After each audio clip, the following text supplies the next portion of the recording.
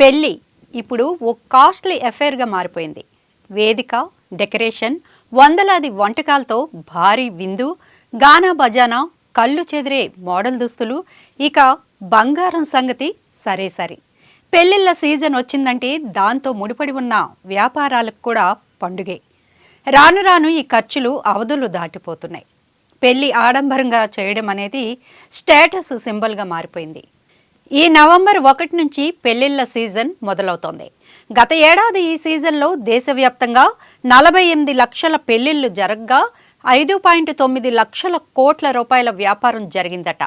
ఈ ఏడాది 46 లక్షల పెళ్లిళ్లు ఈ సీజన్లో జరుగుతాయని, వీటి ఖర్చు మొత్తం 6.5 లక్షల కోట్ల వరకు ఉండొచ్చని అంచనా వేస్తున్నారు. గతంలో ఎప్పుడో 5 రోజుల పెళ్లిళ్లు చేశారని విన్నప్పుడు అన్ని రోజులు ఎలా చేయగలిగారో, అంత ఖర్చు ఎలా పెట్టారో అని ఆశ్చర్యపోయేవాళ్ళం. ఇప్పుడు పెళ్లి ఒక్కరోజే తంతు అయినా ఖర్చు మాత్రం రాకెట్ల దూసుకుపోతోంది.